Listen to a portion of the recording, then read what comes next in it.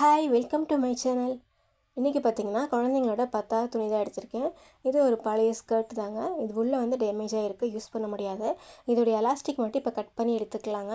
அதுக்கப்புறம் பார்த்திங்கன்னா இப்படி தான் நமக்கு கிடைக்கும். அப்புறம் வந்து இது ஒரு பழைய குட்டி ஷால் தான் எடுத்திருக்கேன்.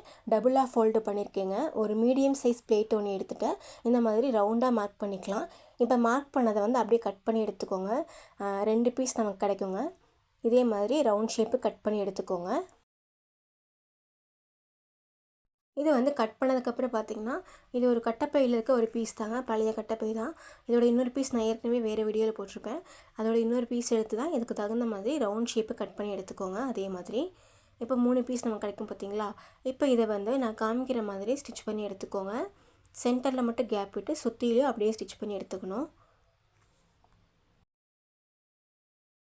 நான் ஃபஸ்ட்டு சொன்ன மாதிரி தாங்க, இங்கேருந்து ஆரம்பித்து அப்படியே அந்த மார்க் பண்ணியிருக்கேன் பார்த்தீங்களா, அது வரைக்கும் அப்படியே ஸ்டிச் பண்ணி நிறுத்திக்கோங்க. சென்டரில் அந்த 2 மார்க்கில் மட்டும் ஸ்டிச்சஸ் விழ வேண்டாம். இங்கே ஸ்டார்டிங்கில் இங்கேருந்து அப்படியே ரவுண்டாக அப்படியே ஸ்டிச் பண்ண ஆரம்பிச்சிக்கோங்க. அந்த எட்ஜஸில் அப்படியே தையல் போட்டே வாங்க. அதே மாதிரி அடியிலையும் ஸ்டிச்சஸ் விழுகுதான்னு பார்த்துக்கோங்க. 2 பீஸு அடியில் இருக்க அந்த கட்டைப்பை பீஸ்லேயும் தையல் விழுகுதான்னு பார்த்துக்கோங்க. அப்படியே கீழே வந்து நம்ம எங்கே மார்க் பண்ணியிருந்தோமோ அது வரைக்கும் ஸ்டிச் பண்ணிக்கோங்க. போதும், டபுள் ஸ்டிச் போட்டு நிறுத்திக்கோங்க. அதுக்கப்புறம் இந்த எக்ஸ்ட்ராவாக இருக்குது பார்த்தீங்களா, அதெல்லாம் கட் பண்ணி ரிமூவ் பண்ணிக்கோங்க. சைடில் வந்து கொஞ்சம் அப்படியே கட் கொடுத்துக்கோங்க. அதுக்கப்புறம் பார்த்திங்கன்னா இதோட அப்படியே வெளியே திருப்பிடலாங்க. இந்த பிசுறு இந்த ஸ்டிச்சஸ் எல்லாம் உள்ளே இருக்க மாதிரி அப்படியே நல்ல பீஸ் வந்து வெளியே வர மாதிரி அப்படியே ஃபுல்லாக அப்படியே திருப்பி எடுத்துக்கலாங்க. இப்போ வந்து நமக்கு இப்படி தான் இருக்கும்.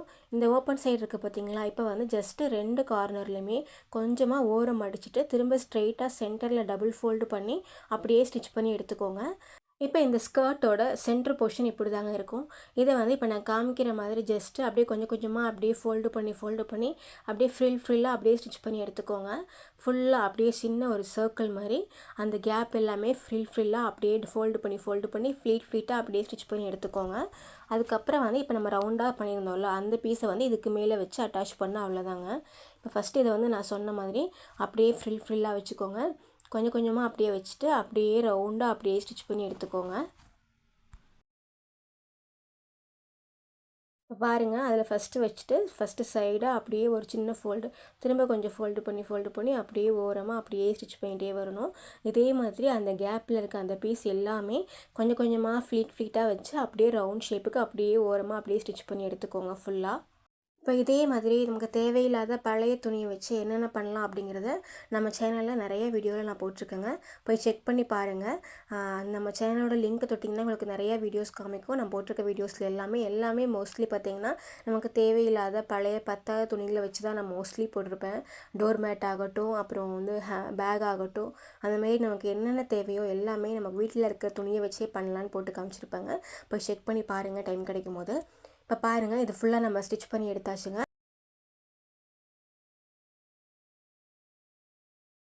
இந்த மாதிரி ரவுண்டாக ஸ்டிச் பண்ணி எடுத்துக்கோங்க.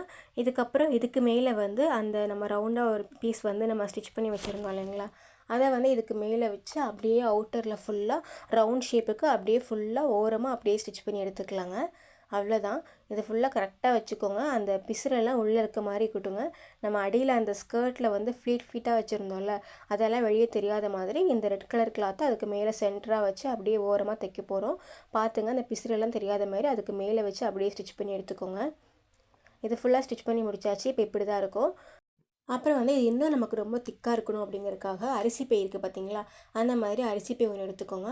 இது ஒரு ஓரம் பார்த்திங்கன்னா இந்த மாதிரி கட் பண்ணி எடுத்துக்கோங்க. அரிசி பையோட ஒரு சைடு மட்டும் கட் பண்ணி எடுத்துக்கோங்க. நமக்கு அப்போ இன்னும் நல்லா பெருசாக கிடைக்கும் இந்த அரிசி பையை. இந்த மாதிரி இந்த ஒரு சைடு மட்டும் அப்படியே ஸ்ட்ரைட்டாக கட் பண்ணி எடுத்துக்கோங்க. அது ஃபுல்லாக கட் பண்ணதுக்கப்புறம் கீழே பார்த்திங்களா பாட்டம் சைடு, அதுலேயும் அந்த தையல்லாம் போட்டிருக்கோம் பார்த்திங்களா, அதை கட் பண்ணிக்கலாம். இப்போ எப்படி சைடில் கட் பண்ணமோ அதே மாதிரி பாட்டம் சைட்லேயும் கட் பண்ணிக்கோங்க. நான் சொன்ன மாதிரி இந்த அரிசி பை இப்போ நல்லா நமக்கு லென்த்தாக நல்லா பெருசாக கிடைக்குங்க. இப்போ அந்த அரிசி பைக்கு மேலே இப்போ நம்ம பண்ணோம்ல இந்த ஸ்கர்ட்டு, அந்த பீஸை வந்து இதுக்கு மேலே வச்சுக்கோங்க. இதுக்கு மேலே வச்சு இப்போ நான் காமிக்கிற மாதிரி கரெக்டாக வச்சு பார்த்துக்கோங்க. இதுக்கு தகுந்த மாதிரி இந்த அரிசி பை இருக்கான்னு பார்த்து நல்லா கரெக்டாக அலைன் பண்ணி வச்சுக்கோங்க. பாருங்கள், நான் இது தரையில் வச்சு காமிக்கிறேன். இது கொஞ்சம் இங்கே ஒரு மாதிரி இருக்குது. கீழே தரையில் வச்சு காமிச்சா ஸ்ட்ரைட்டாக கரெக்டாக இருக்கும். இந்த மாதிரி வச்சு எடுத்துக்கோங்க. இதை ஃபுல்லாக அப்படியே வந்து பின் பண்ணிக்கோங்க. ஏன்னா பின் பண்ணிங்கன்னா தான் நமக்கு ஸ்டிச் பண்ணுறக்கும் வசதியாக இருக்கும். அப்புறம் பார்த்திங்களா, அந்த துணியும் அந்த அடியில் வச்சுருக்கோம்ல அந்த அரிசி பை ரெண்டும் வந்து மாறி மாறி இல்லாமல் ஒரே மாதிரி ஒரே அலைன்மெண்ட்டாக அப்படி கரெக்டாக இருக்குங்க. அதுக்காக தான் பின் பண்ணுறது.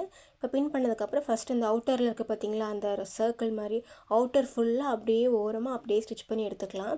அந்த துணியையும் அடியில் இருக்க அரிசிப்பையும் சேர்த்து தையல் ஆகிற மாதிரி அப்படியே பார்த்துக்கோங்க. துணியை பிடிச்சி ரொம்ப இழுக்க வேண்டாம். அப்படியே ஓரமாக அப்படியே ஸ்டிச் பண்ணி எடுத்துக்கோங்க.